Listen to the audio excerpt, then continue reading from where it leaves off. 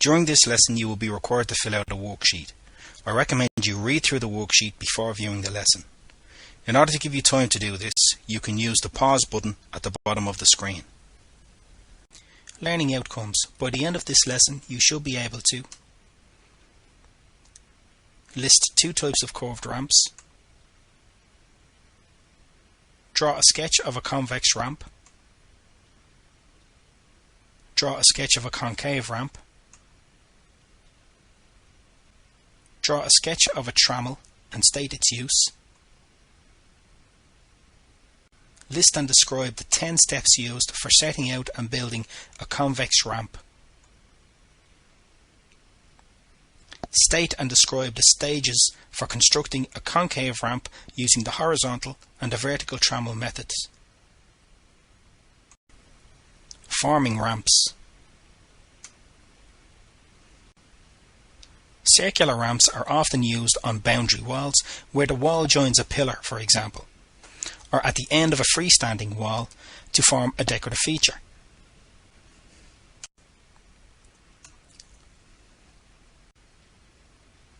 As with all decorative work, great care and skill should be applied before and during construction to ensure the work is to the highest standard.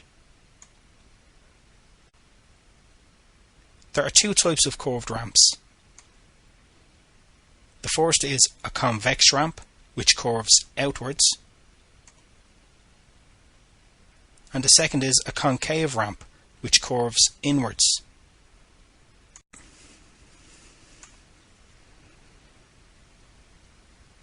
A convex ramp.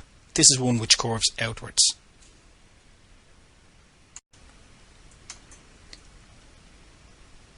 A concave ramp. This is one which curves inwards. Building a convex ramp. The convex ramp can be quite easily set out once the centre of the curve or the striking point and the radius is known. The radius of the curve is marked on a timber batten called a trammel, which is attached to the striking point using a nail.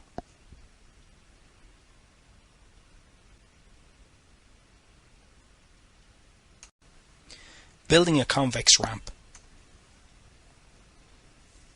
1.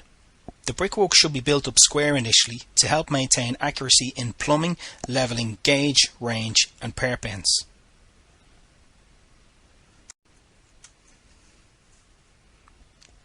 2. The trammel should be fixed at the striking point in order to allow it to be rotated.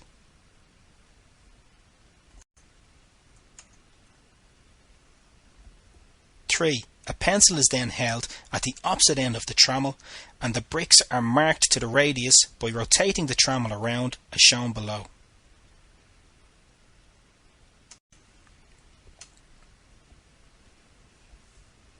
Four. Once the bricks have been marked for cutting, they should be numbered, removed from the wall, and these measurements should be written down. This is in case the bricks are not accurately cut the first time. So for example, we can see brick number 1 there has a measurement of 99mm at the top and 123mm at the bottom. Brick number 2 has a measurement of 159mm at the top and 201mm at the bottom.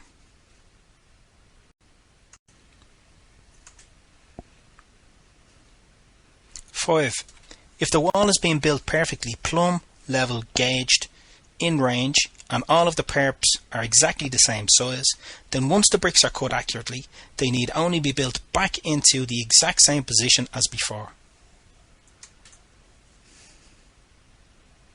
Therefore, perfectly plumb, level, gauged, in range and all the perp ends the same size as before.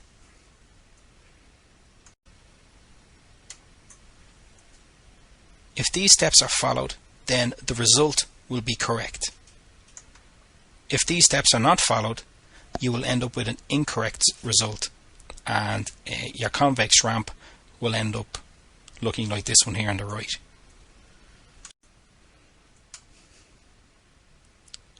Six. Once the cut bricks have been built back into the wall, the next stage is to build the B.O.E, or the brick on edge capping, on top of the ramp.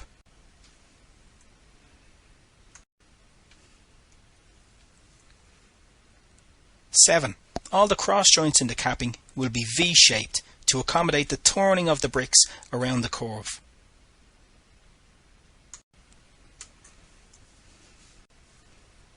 8. By keeping the bed joint between the capping and the cut bricks exactly 10 mm, this will ensure that the curve on top of the capping bricks is parallel to the curve set out with the trammel and the cut bricks.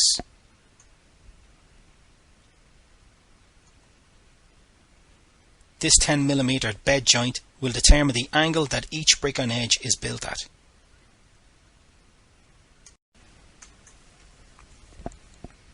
10. To calculate the amount of bricks in the capping, a measuring tape is bent around the formed curve.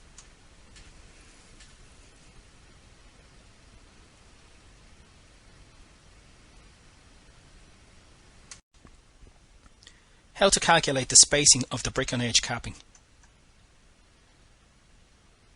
Example. If the length of the curve is 1512 mm, we divide this 1512 mm by 75, which is equal to 1 brick and a joint. This would give us 20.16 bricks. So we can't build in a piece of a brick into the capping. So we round it up to the nearest full brick, which would be 21 bricks. So we take our measurement again of 1512 mm. This time we divide it by 21, because that's the amount of bricks are going to be in the capping, to find out the size of the joints. And they work out at 72 mm. Therefore, the spacing for the bricks on edge should be 72 mm at the bottom of the joint.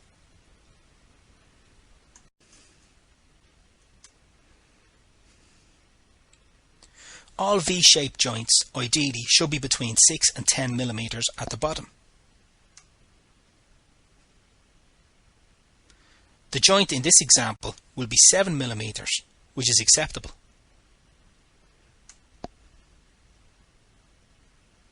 Allowance must be made, however, for an extra joint. If there are 21 bricks in the capping, we're going to have 22 joints. So we have to allow or make an allowance for this extra joint. When marking out the 7 mm spacings for the capping joints, which is the gauge going around the curve, randomly mark 7 of them at 71 mm. This will give those particular ones 6 mm joints. So this will give us 7 mm for the extra joint, because we're robbing 1 mm from each one of those 7 gauges. Here's another method that can be used for building a convex ramp. 1. Where a quadrant ramp is convex, the use of a hardboard template provides accuracy in cutting the brickwork. So we can see, instead of using the trammel, we offer the template up and then mark the cuts with our pencil. 2. A larger template can be used when building the brick on edge capping around the ramp, as shown opposite. Building a concave ramp using the horizontal trammel method. 1. The ramp is built up and the trammel fixed at the correct distance for cutting the brickwork to receive the brick on edge capping.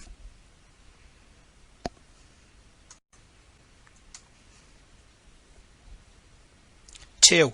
When the cutting is complete, the trammel is refixed to allow for the brick on edge capping.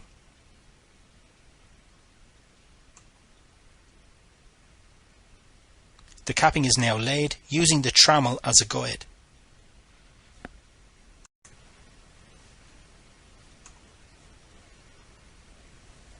3. The brick on edge capping is now complete.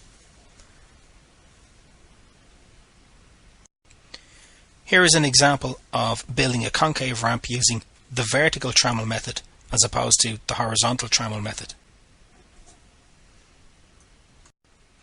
Conclusion.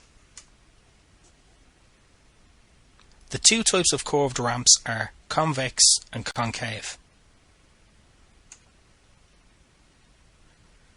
Convex are curved outwards. Concave are curved inwards. A trammel is a piece of timber used to set out a curve. Through accurate building of surrounding brickwork, taking measurements of cuts and using your eye and your skill, ramps can be built to a high standard.